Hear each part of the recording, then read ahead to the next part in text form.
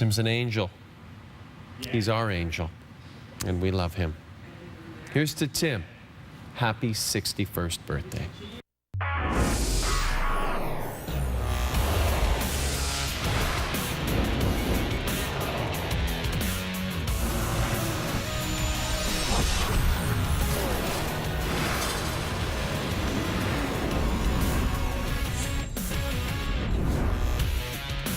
Wait till Gino sees you were on his desk. He won't be happy about that at all.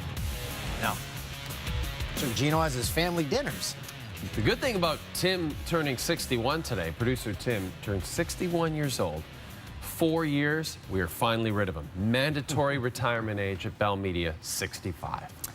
We start with bad news, not just for the Toronto Argos, but bad news for the CFL in general. And it was first reported by Dave Naylor, who's going to be joining you in just a second to talk about it, Dan. That's right, Ricky Ray is done for the year. TSN's Dave Naylor is reporting that doctors have advised Ray not to play for the remainder of the season. The club's all-time leading passer suffered a neck injury and was carted off the field Saturday against Calgary. He was released from hospital earlier this week. And we pull out the Coors side seats for our CFL insider, Dave Naylor. He's been on top of the story since the injury occurred. Lead us through the last 48 hours. Well, Ricky Ray was released from hospital. The team at that point said he would be out a significant amount of time. Now, there are a lot of doctors that have been involved in this, not team doctors, but specialists, people from both sides of the border. Today, it was reported that Ricky Ray had been telling teammates that he was not expected to play in 2018. Now, apparently, some of the medical reports were presented to him, and some doctors advised him that he should think about not playing this year, and that's obviously the way he was leaning. But the club says not all of the medical information and tests and results has come back. And they would like it all to come back and let Ricky Ray have access to that, because sometimes there's conflicting information. Sometimes you need a third opinion. Basically, they understand there's a good probability that Ricky Ray won't play again this season, but they'd like that final decision to be made once all the medical information has back and been presented to him. Okay, so the Argos are down a quarterback, and we know of a quarterback that's not playing in Hamilton. So is Johnny Manziel landing with the Argos? Look, if I could be CFL commissioner for a day, I would make a trade to have Hamilton trade Johnny Manziel to the Argonauts, because I think it would be great for the league. You know, if he was their starting quarterback, Hamilton could get, gone with life with Jeremiah Mazzoli, but it's not going to happen. Look, Mark Trestman is loyal to his guys. He's going to go with James Franklin or McLeod Bethel Thompson. I think Franklin will be the guy who'll get the first opportunity to start. And look, I reported this a year ago when I think the Argonauts had a chance to get the rights to Johnny Manziel through a trade. That Mark Trestman's just not a Johnny Manziel kind of guy. Like, he doesn't like the circus and the attention that comes with that. I think it would be great for the league, attendance-wise, attention-wise, in the biggest media market in the country. But I got bad news for you, Dan. It's not going to happen. Okay, nail gun. We appreciate it. Thank you. Thanks for not including me, guys. When it comes to the World Cup, one word describes Germany, and that is consistency. The defending champions have made it past the first round in every World Cup for the past 80 years. They were in Group F. Both Group F games on Wednesday kicked off at the same time on TSN. So let's begin with Korea and Germany. That would be South Korea. The Germans kept alive by a comeback win over Sweden, unlike us. Germany, the third straight reigning champions to be eliminated in the group stage. They actually finish in the bottom of the group. They lose 2 group games for the first time ever. It's only the second time they've not made the knockout rounds. When Germany won the World Cup 4 years ago, they conceded 4 goals in the entirety of the tournament. They gave up 4 goals in this year's group stage alone. Luke Wildman. I'm joined by Stephen Caldwell and Christian Jack. In the past, Germany have always been known as that trademark tournament team. They know how to produce performances and get results on the biggest stage on a regular basis. So, KJ, what went wrong? Well, what went wrong is the fact that far too many players arrived at the World Cup out of form and couldn't turn it on at the World Cup. That's what went wrong. Too many significant individual errors. Yeah, absolutely shocking World Cup for everyone involved. Most importantly, the manager. He got a lot of things wrong. He didn't have a pulse on what this squad was all about, where they were, how to protect certain areas of the park, and everything just went wrong for this team. They couldn't create enough going forward. They were slack defensively. There was too many holes in the midfield, and their attacks were way too pedestrian. And when they needed answers, they had nobody who could step up and provide them at the most important times. And they got out of jail in one game by a moment of individual brilliance by their best player, Toni Kroos, and they didn't react to it. They didn't react to it for me, and they didn't recognise that they had major concerns. They just thought, we'll win now, we'll move forward, and they didn't recognise the need to improve the team in certain areas. Germany, champions just 4 years ago, are headed home. If they get rid of Jokey Love, as they called him, who will be there to provide us with entertaining scratch and sniff moments that we've come to enjoy? Don't do it, Germany. Somebody call Merkel. Somebody call Merkel. She's a huge soccer fan, by the way. She'll be devastated. Remember when they won the World Cup in Brazil? She kissed all the players, and then she'll be so sad. Anyway, here's a look at the final day of group stage games. The World Cup, you can see all these games on TSN. And the huge game you see 1 p.m. Eastern Time, Belgium's golden generation against Harry Kane in England. The winner will take Group G. How did Wednesday go for the Toronto Blue Jays? Well, I think a direct quote from manager John Gibbons should give you a pretty good hint. Quote, probably my low point this year, end quote. All right, so let's see what Gibby was talking about in the Jays series closer against the Stros. Dallas Keuchel has allowed 13 first-inning runs in 16 starts this season. Top 1, 2 on for Yangervis Solarte. Doubles into left, scores a run. Gibby, what are you talking about? This is good. Kevin Pillar cashes Solarte with a single. The Jays had 2 more in the frame. Keuchel allows 5 first-inning runs. His most this season. The Jays are on front 5-0. What could possibly go wrong? Bottom half, 2 on for Evan Gattis. Oh, boy. That's a gap. Both runners scored. Gattis up to 29 RBI in June, which leads the majors. Alex Bregman is on fire lately. He's got 6 extra base hits in his last 9 at-bats. 1 on, his team down a run, bottom 9. Guess we'll see what Gibby was talking about. Bregman, what a player. Yankees and Phillies. Rhys Hoskins. This is his 12th of the season. On the track at the wall, leaps. 3-0 Philadelphia. Home run for Hoskins. A 3-run 3rd inning, though, blast. just by Stanton and Gardner. And Stanton, who's been terrific at the plate of late. 9 hits over his last 3 games. Went 0 for 4 in this one. Yankees get shut out for just the 3rd time all season. Angels facing the Red Sox. J.D. Martinez into this one, leading the majors with 24 home runs. Bottom 2 with a pair on. Ball gone. Martinez, 25th of the year, extends his major league lead. He also sets a Red Sox franchise record for the most homers before July. Gives Boston a 6-0 lead in the second. L.A. cut the deficit to 2, top 7, Luis Valbuena. Well, that should be an easy double play. Joe Kelly throws it away. Run scores. Instead of the Sox getting out of the inning, it's a 1-run game. Next batter, Andrelton Simmons. Chops it down the line, plates the tying run. From 6-0 down, the Angels tie it up. Home half, Rafael Devers drills one off the wall in center. Eduardo Nunez scores all the way from first. After blowing a 6-run lead, the Bo Sox back in front. Bottom 8, Jake Jewell on the mound for the Angels. He just got called up hours before the game with 2 on. Uncorks a wild pitch. Martinez coming home from third. Jewell, as he's going home, oh no, slipped. His cleat got stuck, and his right ankle bends away. It should not bend. Terrible scene for the rookie. Playing in only his 3rd game in the majors. Jewell had to be carted off. On a wild pitch. The Angels lose their 5th game in a row. And he looks a little concerned. Still to come. Day 3 of the Tavares talks as the Stars and Bolts enter the sweepstakes. John Liu has the very latest from LA.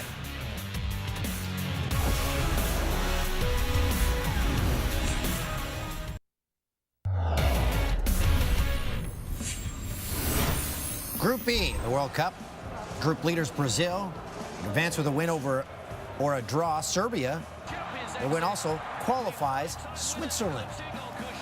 All right, so I'm just going to show you Switzerland, Costa Rica Sorry. anyway. Did I steal No, your- it's fine, Dan. Did I steal your thunder there? It's fine. As Costa Rica picks up their first point of the tournament, but they're going home. As we see in the final Group E standings, Brazil has now won its group in each of the last 10 World Cups. Thiago Silva, by the way, second oldest Brazilian to score a World Cup goal at 33 years and 278 days old. Once again, we encourage you to hit pause with your remote on your television and then write on the screen who you think will go through to the next round at the World Cup. Use permanent marker.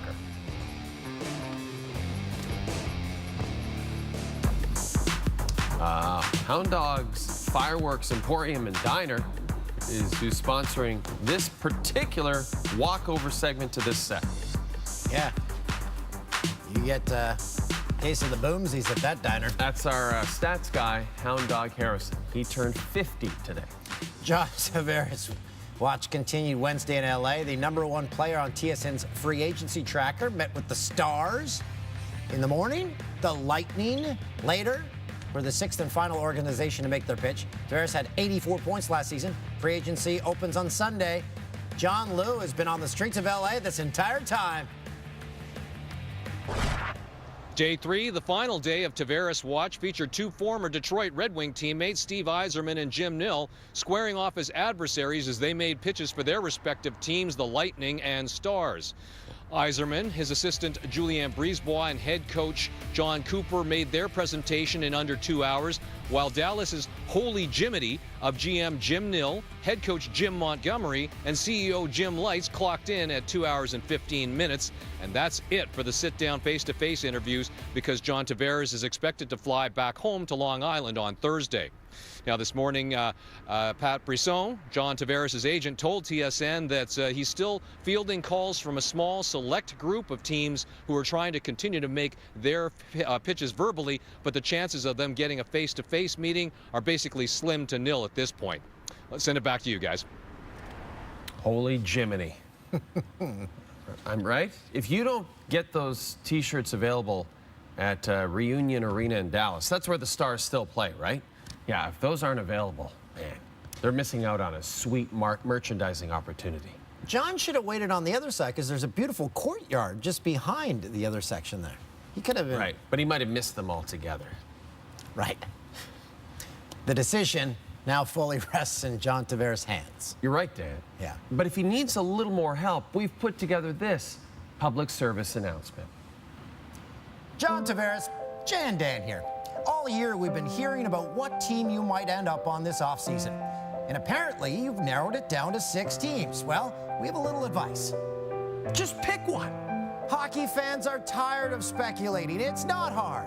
Please, just point to a team and say, that one. Pick a team. Decisions are easy. When I go to the grocery store to buy toilet paper, I don't get a presentation. I just buy one with a cute animal on it. Just pick one. Please. I've been on Tavares Watch all week. It's gotten so bad I haven't had time to pick up my kids from school. They're still there.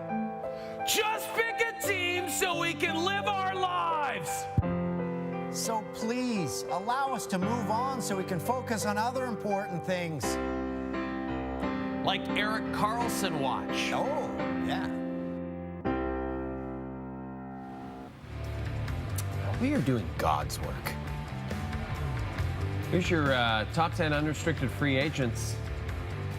Jack Johnson's on the list. We got some news about him later.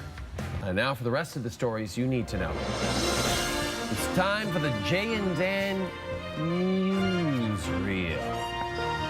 Pittsburgh Penguins have traded forward Connor Sherry and defenseman Matt Hunwick to the Buffalo Sabres in exchange for a conditional 4th-round pick in 2019. The move clears more than $10 million in salary for Pittsburgh over the next 2 seasons. Sherry scored 18 goals in 79 games this past season. And there was a rumor, there was talk that Jack Johnson might be headed to Pittsburgh to eat up some of that cap room. Our own Bob McKenzie says, deal not done yet. Deal not done yet. After the Pens swung that deal with the Sabres, Pittsburgh re-signed Riley Sheahan to a one-year, $2.1 million deal. Sheahan, I always think I'm saying his name wrong, had 11 goals and 21 assists in 71 games with the Pens after being picked up from the Wings in October. Sheahan. Sheahan. So you got, down the middle, you got Crosby and Malkin. That's pretty good. Sheahan and Derek Brassard. That's pretty solid set of center icemen. 2 days after not receiving a qualifying offer, Devontae Smith-Pelly and the Caps have agreed to terms on a one-year, $1 million deal. Smith-Pelly had offers from 2 other teams who wanted to stay in Washington. He was 4th on the Caps with 7 goals during their Stanley Cup run. This goes back to the concept of betting on yourself, because apparently he had at least two other teams willing to offer him a better deal this season than $1 million. I don't get it. You've won your cup. Now you just go for the money. You don't bet on yourself. No, he's young. How old is he? How old is he? Hound dog? We'll just wait. They'll find out. But he made it. He got a nice little raise. He's 26 years old. See, Hound dog, I knew he'd get it.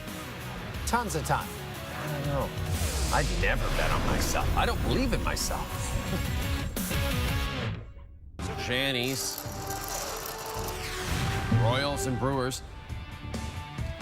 Brewers pitcher Brent Suter pulls off the rare barrel roll. Fields the ground ball, gets to his feet, tags Alex Gordon. That's good. You'll stop, drop, and roll. Same game, Royal starter Danny Duffy. Doesn't get a lot of at-bats. Oh, boy. Loses his bat, goes flying into the Brewers' dugout. Looked like he threw it there. Bounced off the railing. Everyone's okay. Stephen Piscotty crushes one. High drive to center field. Jonas Martin tracking. Still going back, still going. Makes the... That's 420 in right. Or 420 in center. Oh, he wrecked the wall, too. Twins and White Sox, Eduardo Escobar grounds one towards second. Yoan Moncada makes the play from one knee. Stephen Piscotty again. This time he pops it up into foul territory. Catcher Grayson Greiner. He's got it. Nope. Does not have it. Got to help Greiner there. That's a very Mickey Tettleton would have had that.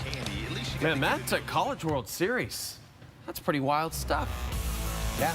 Aluminum bats, though, can never get over that sound. It is pretty strange. It's jarring.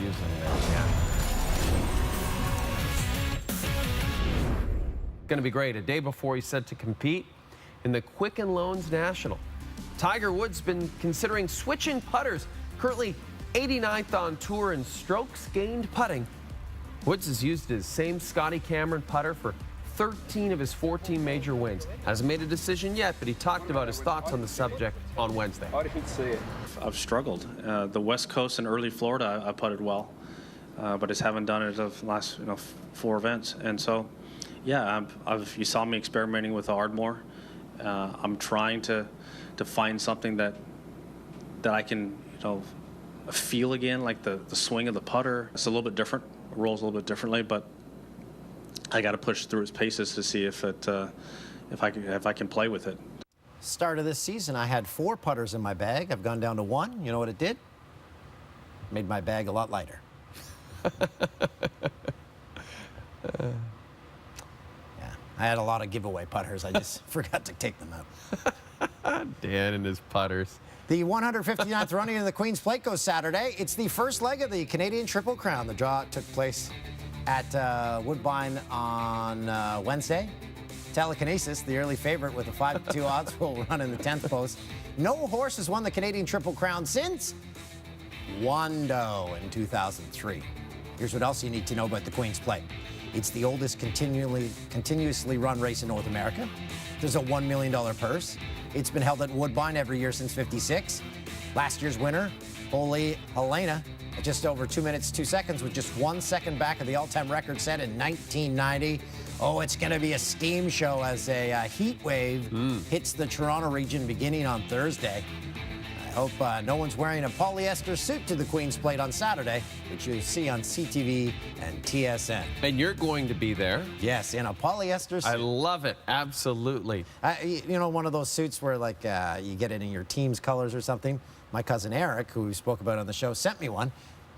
I put it on in my home, which is air conditioned, started sweating immediately. So Perfect. Can't wait. I hope the camera gets some shots of you.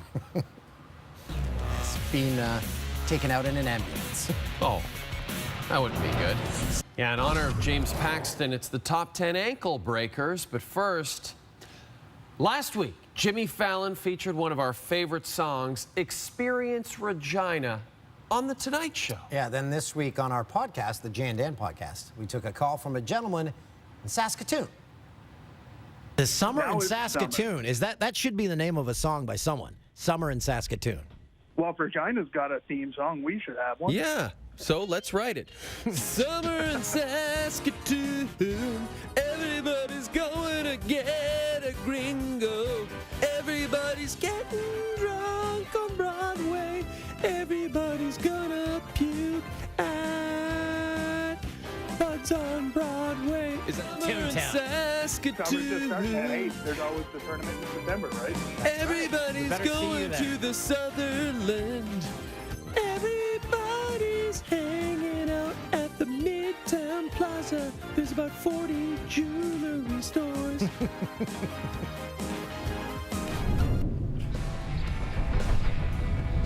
A lot of jewelry stores. They like the bling. This week on the Jay and Dan podcast, brought to you by Coors Light, our first ever viewer call-in show, which producer Tim compares to a regular radio show, but this is a podcast. Yeah, it's different. Way different. Tim, did you listen to it? Tim just said no. It's too bad. It's the worst play of the day. Arkansas catches this ball. They win the College World Series. 3 fielders, nobody catches it. And then Oregon State survives and eventually wins the game, forcing a third and deciding game. Highlight of the night, Brewers pitcher Brent Suter. They call him the Raptor because he uses the theme song from Jurassic Park as his entrance music. I love that.